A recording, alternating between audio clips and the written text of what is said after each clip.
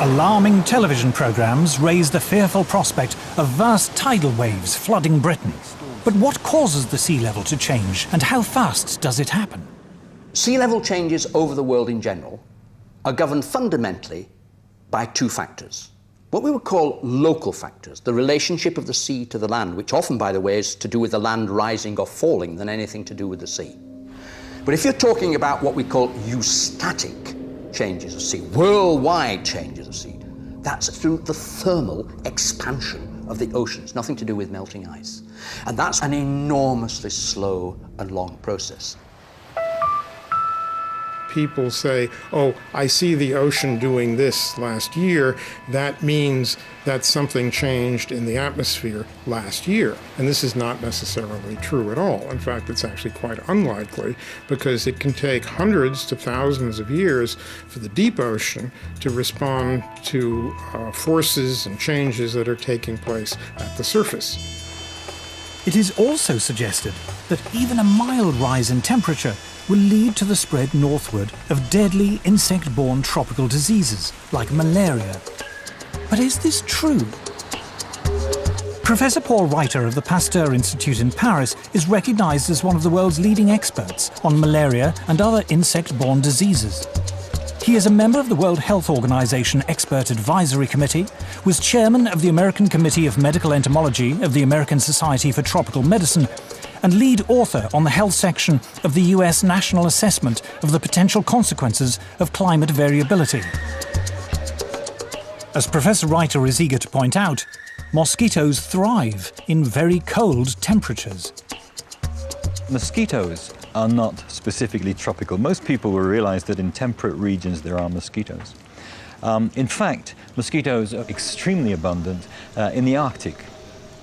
The most devastating epidemic of malaria was in the Soviet Union in the 1920s. There were something like 13 million cases a year and something like 600,000 deaths. A tremendous catastrophe that reached up to the Arctic Circle. Archangel had 30,000 cases and about 10,000 deaths. So it's not a tropical disease. Yet these people in the global warming fraternity invent the idea that malaria will move northwards. Climate scare stories cannot be blamed solely on sloppy or biased journalism. According to Professor Reiter, hysterical alarms have been encouraged by the reports of the United Nations Intergovernmental Panel on Climate Change, or IPCC. On the spread of malaria, the IPCC warns us that mosquito species that transmit malaria do not usually survive where the mean winter temperature drops below 16 to 18 degrees Celsius. According to Professor Reiter, this is clearly untrue. I was horrified to read the second and the third assessment reports because there was so much misinformation without any kind of recourse, or virtually without mention of the scientific literature, the truly scientific literature, the literature by specialists in those fields. In a letter to the Wall Street Journal, Professor Frederick Seitz, former president of America's National Academy of Sciences, revealed that IPCC officials had censored the comments of scientists. He said that this report is not the version that was approved by the contributing scientists. At least 15 key sections of the science chapter had been deleted. These included statements like, none of the studies cited has shown clear evidence that we can attribute climate changes to increases in greenhouse gases. No study to date has positively attributed all or part of the observed climate changes to man-made causes. Professor Seitz concluded, I have never witnessed a more disturbing corruption of the peer review process than the events that led to this IPCC report. In its reply, the IPCC did not deny making these deletions, but it said there was no dishonesty or bias in the report and that uncertainties about the cause of global warming had been included. The changes had been made, it said, in response to comments from governments, individual scientists, and non-governmental organizations. When I resigned from the IPCC, I thought that was the end of it. But when I saw the final draft, my name was still there, so I asked for it to be removed. Well, they told me that I had contributed, so it would remain there. So I said, no, I haven't contributed because they haven't listened to anything I've said. So in the end, it was quite a battle. But finally, I threatened legal action against them, and they removed my name. And I think this happens a great deal. Those people who are specialists but don't agree with the polemic and resign, and there have been a number that I know of, they are simply put on the author list and become part of this 2,500 of the world's top scientists. Research relating to man-made global warming is now one of the best-funded areas of science. The US government alone spends more than $4 billion a year. According to NASA climatologist Roy Spencer, scientists who speak out against man-made global warming have a lot to lose. It's generally harder to get research proposals funded because of the stands that we've taken publicly. And you'll find very few of us that are willing to take a public stand because it does cut into their research funding. It is a common prejudice that scientists who do not agree with the theory of man-made global warming must be being paid by private industry to tell lies. I get it all the time. You must be in the pay of the multinationals. Sadly, like most of the scientists you'll talk to, I haven't seen a penny from the multinationals. I'm always accused of being paid by the oil and gas companies. I've never received a nickel from the oil and gas companies. I joke about I wish they would pay me, then I could afford their product. Whenever anybody says that I'm in the pay of an oil company, I say my bank manager would wish.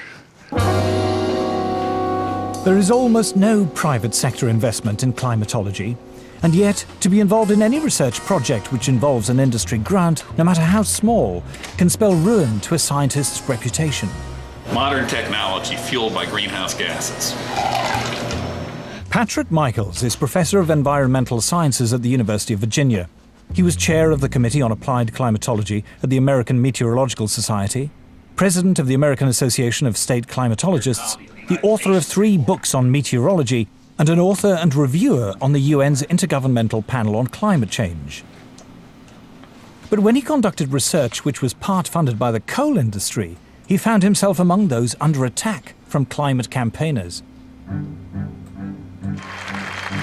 British-based corporations are some of the worst climate criminals on the planet.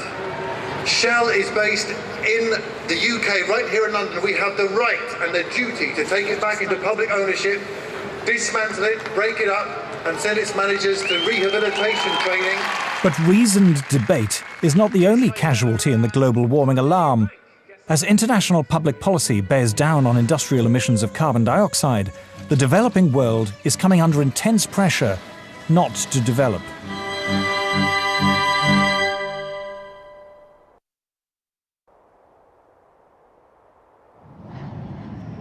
I'm no expert on climate change, I'm no scientist, and what I'm going to say next is a great big turn-off. It's just that. Turn it off! Anything you don't need, you're not using, it's easier than you think to make a difference. Delegates from around the world are flying into Nairobi for a conference sponsored by the UN to talk about global warming.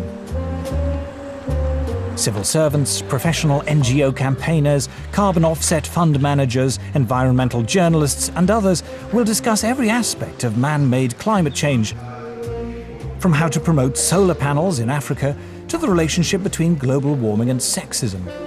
The conference lasts 10 days. The number of delegates exceeds 6,000.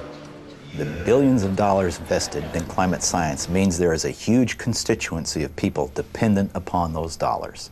And they will want to see that carry forward. It happens in any bureaucracy. Where I live, we have a local council global warming officer. There's a huge tail out there of people who have, in one way or another, been recruited to join this particular bandwagon. Anybody who stands up and says, hey, wait a minute, let's look at this coolly and rationally and carefully and see actually how much merit, how much this stands up, they will be ostracized.